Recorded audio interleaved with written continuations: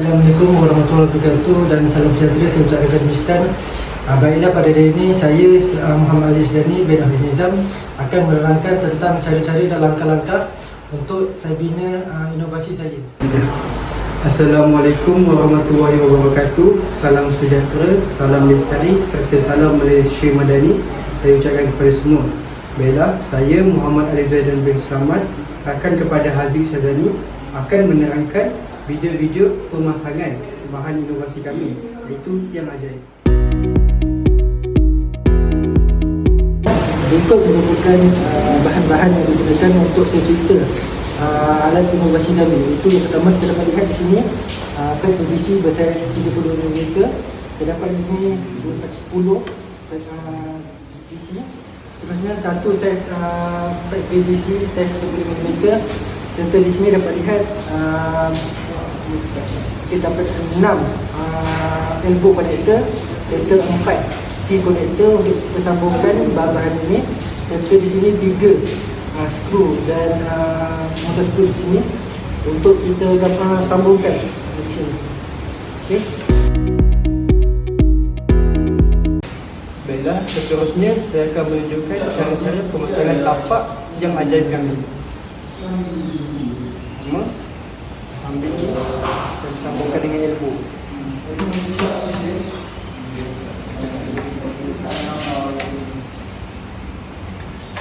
Terus ambil batang yang sama panjang seperti tadi, sambungkan dengan elbow ini.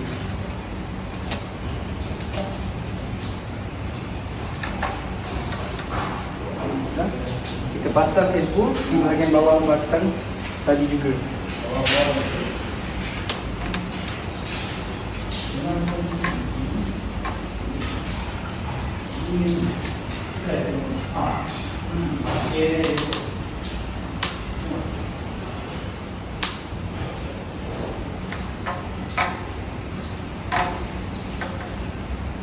Baiklah, setelah selesai, kita ambil batang 32mm sebanyak 4 dan kita sambungkan di bahagian sini.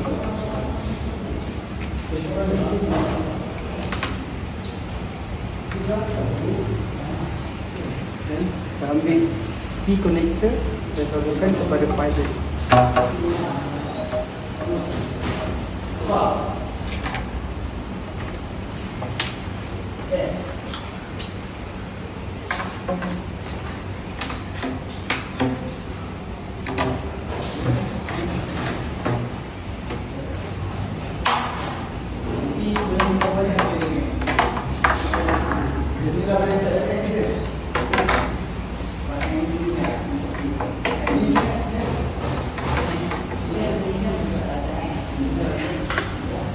Lepas itu kita ulang langkah yang sama di bahagian bawah.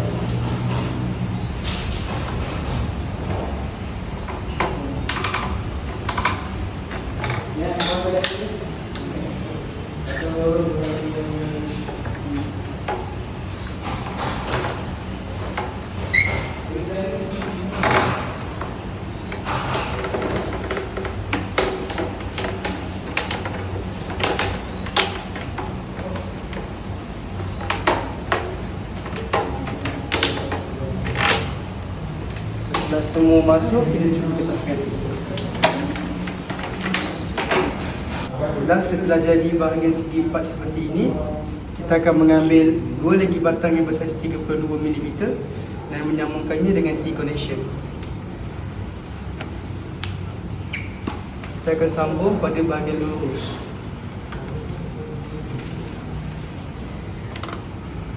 Pusingkan dia supaya ketat. Setelah menjadi seperti ini, kita masukkan di bahagian tengah.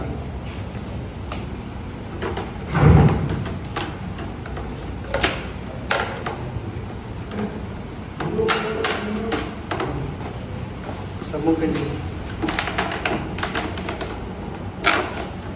seperti ini. Letakkan dia.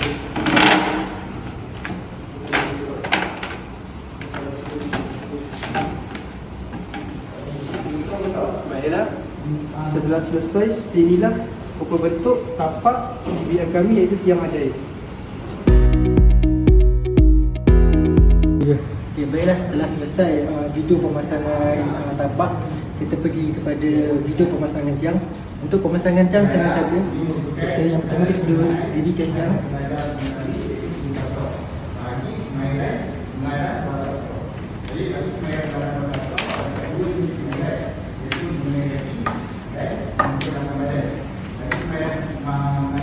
Setelah itu sambung sini nanti konektor.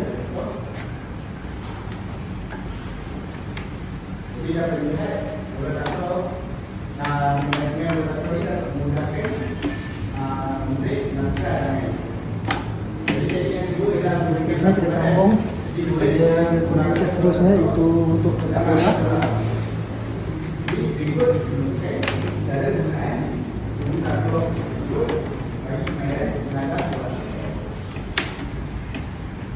Untuk bahagian elbow ni kita untuk tak bola di sini.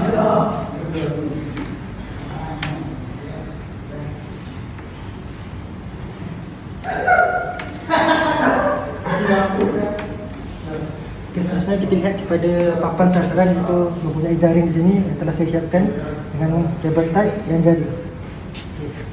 Okay, kita masuk kepada konektor.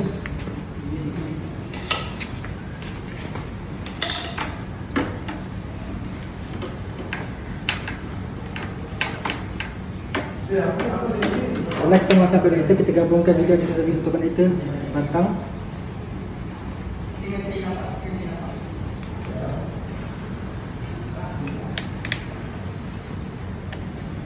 Lepas tu kita letak video tu. Maafkan saya lupa. Itu konektor las. Kita pastikan dia tidak bergerak.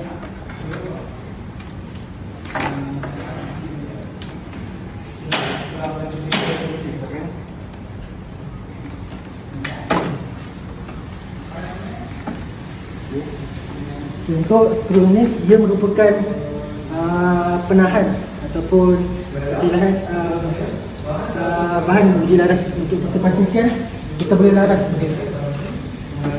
Di sini kita dapat lihat terdapat 3 lubang untuk kita laraskan. Untuk kesesuaian ketinggian kita membalik.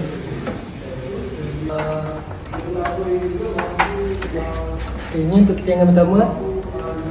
Kita beri kat skru yang pertama, ikat untuk kita ketatkan, pastikan tidak bergerak. Okay, untuk ni, lepas tu kita boleh lihat untuk ketinggian kedua, kita naikkan. Okay, untuk ketinggian kedua kita boleh ikat skru balik untuk kita pastikan yang kukuh, tidak bergerak.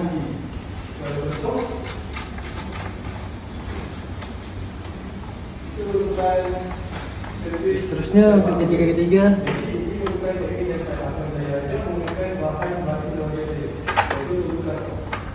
ini untuk ketinggian ketiga kita boleh ikat skru untuk pastikan kita boleh laras. Berikut merupakan pemasangan tiang kami.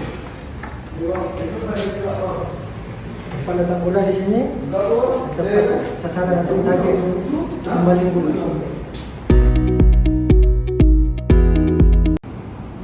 Baiklah, setelah selesai sesi pemasangan BBM kami, iaitu tiang ajaib, saya akan menunjukkan cara-cara penggunaan BBM ini. Baiklah, seperti yang kita lihat, BBM ini dirancang berdasarkan sukan softball, iaitu BBM ini mampu digunakan dalam 2 kemahiran adalah sukan softball. Kemahiran yang pertama adalah kemahiran memukul dan kemahiran yang kedua adalah kemahiran membaling. Bagi kemahiran memukul, bola akan diletakkan pada bahagian tiang seperti ini. Baiklah, tujuan kami menggunakan pipe yang bersaiz 32mm adalah kerana kami merasakan ianya tahan lasak.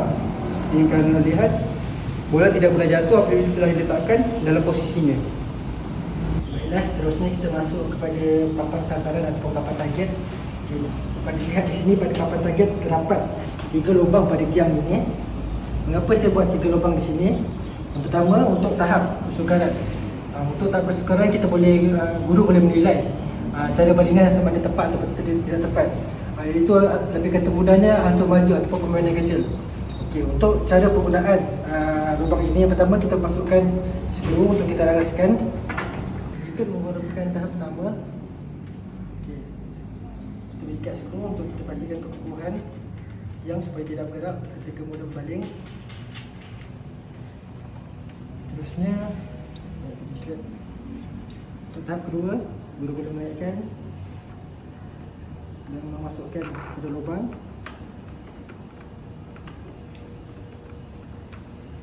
Okay. Dan beri ikat skru supaya ia tidak bergerak. Okay. Dan tahap ketiga yang boleh digunakan untuk semaju, masukkan lubang.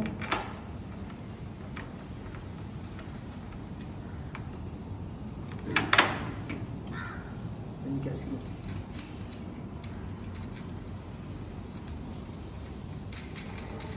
Okay, untuk ketiga-tiga tahap ini, guru boleh menggunakan sebagai ansur maju atau permainan kecil.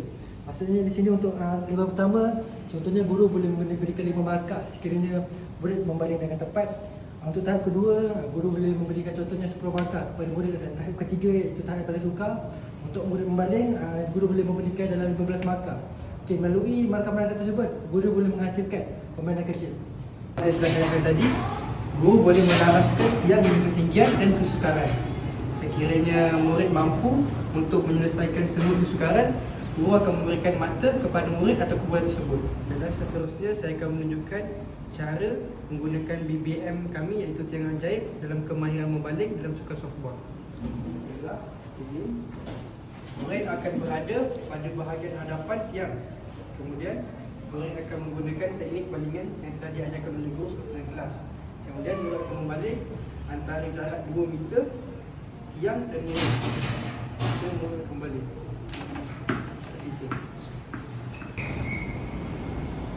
Baiklah, itu sahaja perkongsian kami mengenai cara pemasangan dan cara penggunaan BBM kami iaitu tiang ajaib.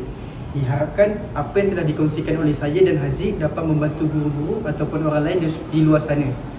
Baiklah, kesimpulannya, BBM yang telah dirancang oleh kami mampu membantu guru-guru dalam sesi PDP, dalam aktiviti kemuncak maupun aktiviti perkembangan. Baiklah, itu sahaja daripada kami. Apa yang tersalah ataupun tersilap kata daripada kami diharapkan dapat dimaafkan. Baiklah, sekian, terima kasih.